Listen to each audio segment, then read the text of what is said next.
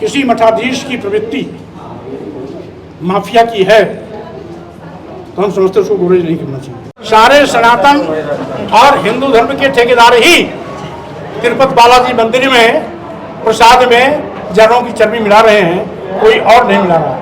सुश्री बहन भारती जी उत्तर प्रदेश की 4 बार मुख्यमंत्री रह चुकी है। अगर चुनाव में अपनी सहभागिता निश्चित करने जा रही हैं तो इसमें आश्चर्य नहीं होना चाहिए। जो पूरे प्रदेश में 4 बार मुख्यमंत्री रह चुका हो उसके लिए कोई बड़ी बात नहीं है, बहुत छोटी बात है। अगर मोदी जी को देश के प्रति चिंता थी तो 1 नेशन 1 इलेक्शन के पहले उनको 1 नेशन 1 एजुकेशन की बात करनी चाहिए थी। मंदिर में जानवरों की चर्बी से मिला हुआ प्रसाद का दिया जाना अत्यंत ही दुर्भाग्यपूर्ण है। मंदिर के परिसर में प्रसाद या प्रसाद की सामग्री बिना वहां के धर्माचार्य, संत, महंत, पंडित, पुजारियों की अनुमति के अंदर जा ही नहीं सकता। इसका मतलब है इन पंडित, पुजारियों, संत, महंत, धर्माचार्यों का चर्बी मिले हुए प्रसाद के वितरण में कहीं न कहीं मिली भगत। और यही नहीं, इसी प्रकार की कुछ शिकायत अयोध्या रामलला मंदिर में भी चर्बी युक्त प्रसाद बांटने की खबर आई है।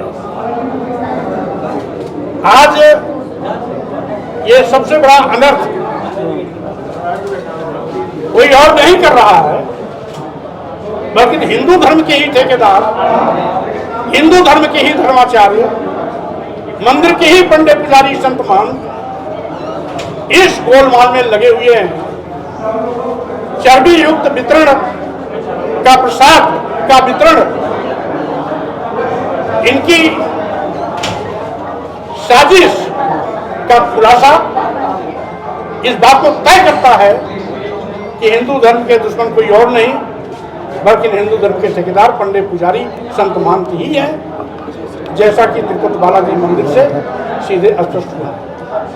देखा जा रहा है कि उपचुनाव को लेकर के अब मायावती भी अपनी हाजिरी दर्ज करा रही है, बहुत एक्टिव हो गई है। तो किस तरीके से देखते हो और अखिलेश और उनमें थोड़ा नजदीकी सुश्री बहन भारती जी उत्तर प्रदेश की 4 बार मुख्यमंत्री रह चुकी है।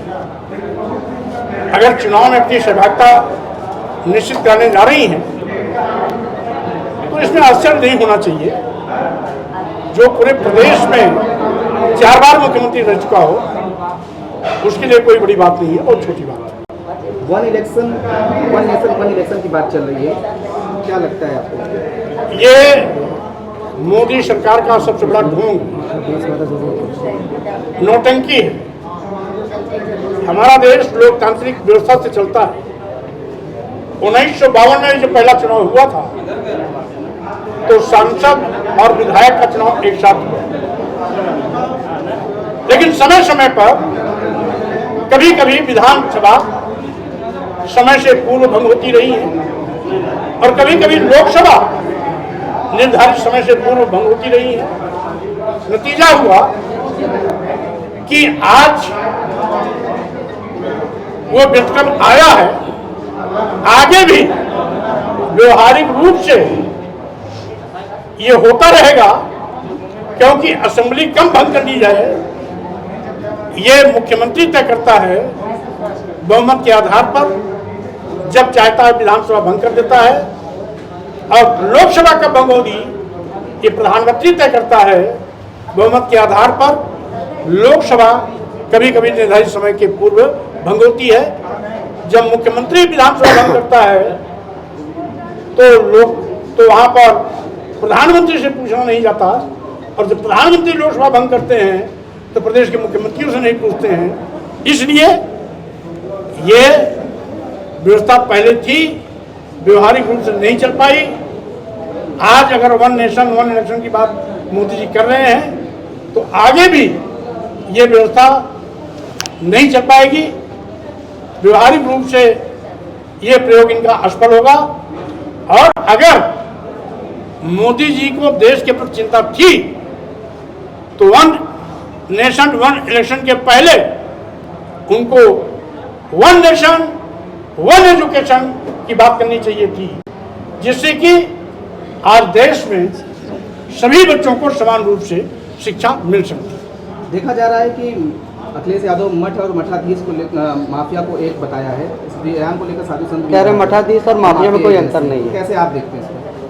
अगर किसी मठाधीश की प्रवृत्ति माफिया की है तो हम समझते उसको गुरेज नहीं करना चाहिए। साधु संत विरोध कर रहे हैं इस बात का। देखा जा रहा है कि आपने भी एक बयान दिया कि राम मंदिर और तमाम जो और धर्म स्थल है वहाँ पे बौद्ध की मूर्ति देखी जाती है। इस बात का साक्ष्य इतिहास खुद है। सनातन बोर्ड को लेकर क्या कहेंगे सर? सारे सनातन और हिंदू धर्म के ठेकेदार ही तिरुपति बालाजी मंदिर में प्रसाद में जानवरों की चर्बी मिला रहे हैं, कोई और नहीं मिला रहा।